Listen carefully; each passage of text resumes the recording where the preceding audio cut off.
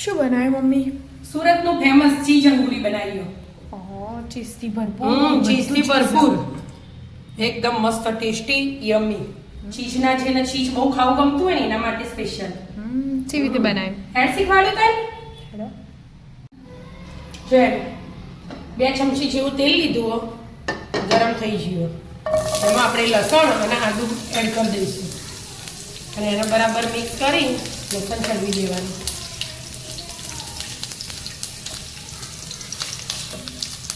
હવે મેં 3 ડુંગળી સમારી અને આજે બનાવવાનું સુરતનું ફેમસ ચીઝ અંગુરી. ફેમસ અમુક જગ્યાનું.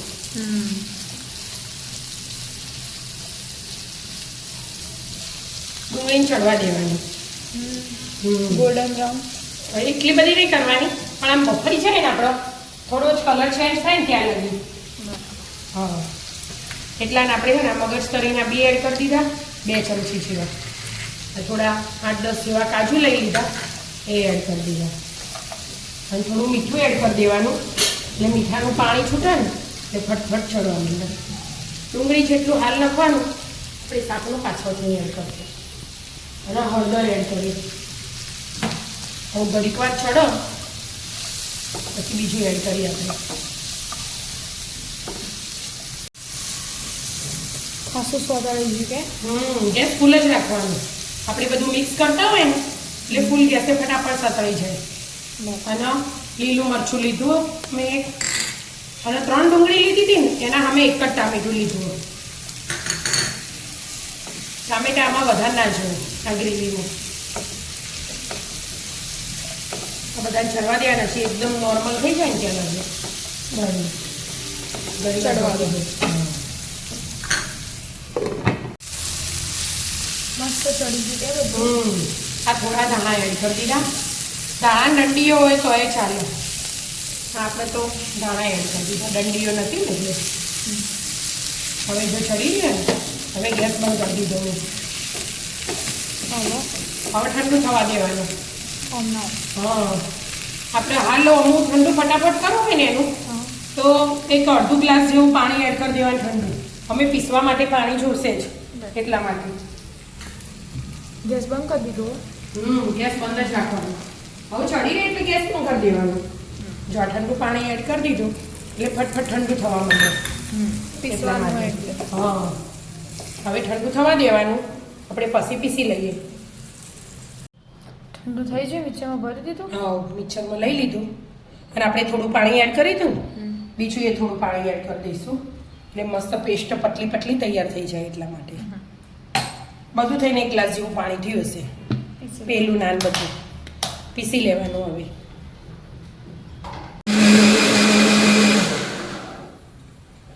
પીસાઈ ગયું. હા બેટા, પીસાઈ ગયું. એકદમ ઝીણું પૂસવાનું હોય.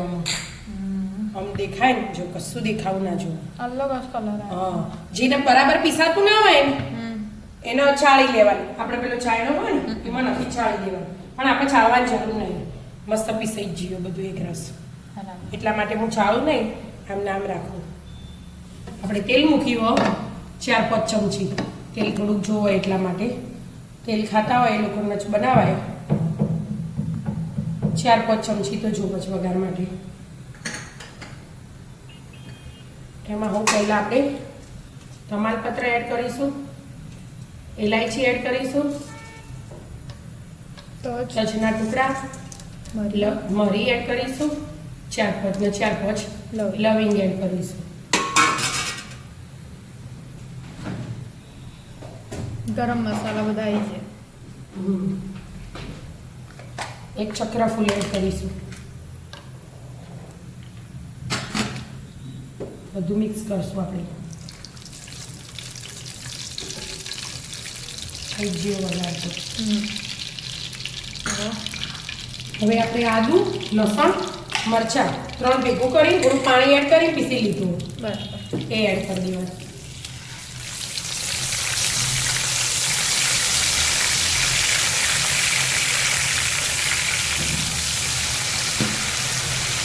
ગેસ એકદમ ધીમો કરી દીધો હોય. ફોડીને નાખવા તો એ નખાય. હા ફોડી નાખાય પણ આ એકદમ ઝીણું ઝીણું જોવો એટલે ફોડાય ના મિક્સરમાં પીસી જ દેવા. તમે તો પાણી એડ કરવું પડે એમાં. આપણે ને થોડી હળદર એડ કરશું આપણે એમાં તો હળદર એડ કરીએ એટલે.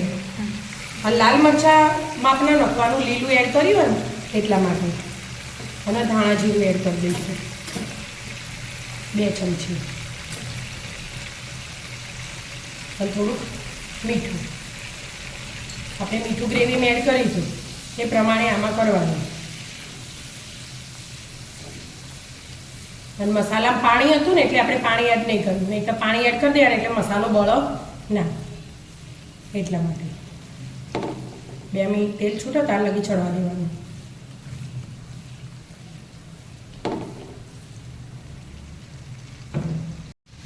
ચડી ગયું. તેલ છૂટ્યું ને. આ કિચન કિંગ મસાલો હો 1 મોટી ચમચી. બરાબર બધું મિક્સ કરી દેવાનું. અને હવે આપણે આ ગ્રેવી ગળી નહીં, ગળ્યા વગર જ એડ કરીએ. મસ્ત સ્મૂથ છે. એટલે સ્મૂથ ના હોય તો ગળ લેવાની. બરાબર મિક્સ કરવાનું. હાલ તેલ લાગે કે વધારે, હમણાં હાલ જ બધું ઓછું લાગશે. બધું મિક્સ થશે ને એક રસ થશે. હા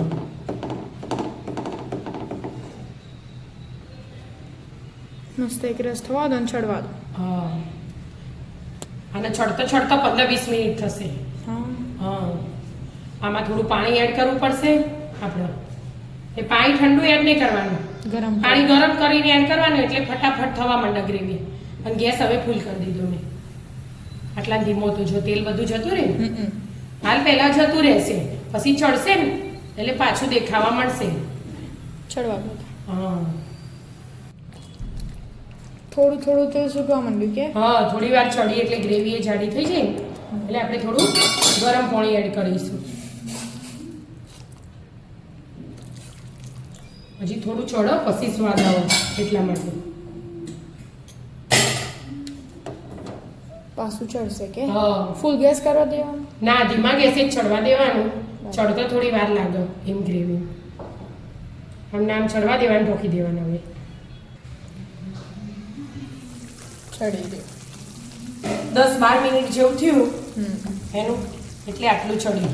બરાબર. આ ગ્રેવી બરાબર ચડવા દેવી પડે તો જ આનો સ્વાદ આવે, નહીં તો સ્વાદ ના આવે. એટલે અને 1 ચમચી જેવી ક્રીમ એડ કરી દઈશું ઘરની ફ્રેશ. 1 ચમચી જેવું માખણ એડ કરીશું ઘરનું. બધું હમણાં ઓગળી જશે. બધું મિક્સ કરી દેવાનું. હવે કસૂરી મેથી એડ કરીશું આપણે. બધું મિક્સ કરી દેવાનું. મિક્સ થઈ જાય એટલે પાછું ઢોકી અને ચડવા દેવાનું. ચડી રે. હવે 20 મિનિટ થઈ. જો વચ્ચે મેં મિક્સ કરતી હતી આવી રીતે.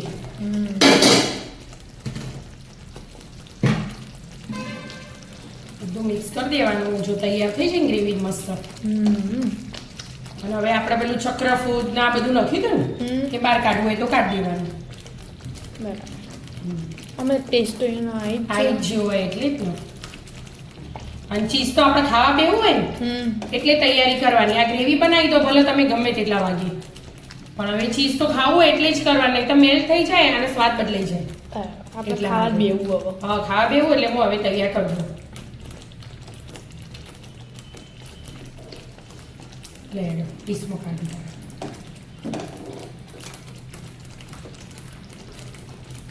ધાણા એડ કરી દેવાના થોડા. અને ગેસ બંધ કરી દીધું મેં. અને ઉપરથી થોડુંક ચીઝ છેડી દેવાનું. થોડું ખાસું બધું. એટલે આમાં હાલ થોડુંક પછી ડીશ તૈયાર કરીએ ને આપણે જોવો એટલે એડ કરવાનું એમ. આમાંય બધું કરી દેવાય છે. પીસ પાડવા હોય પીસ મૂકી દેવાના, પણ ડીશમાં હું એવું કરી દઉં એટલા માટે.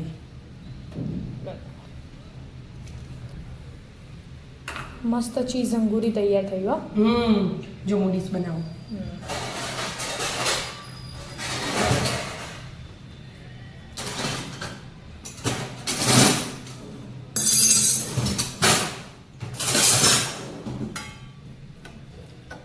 મિક્સ કરી દેવાય ને આ તો આટલું ચીઝ તો ફટાક મેલ થઈ જાય એટલે આની ફ્લેવર આવી છે હવે અંદર ડીશમાં કાઢી લઉં બધું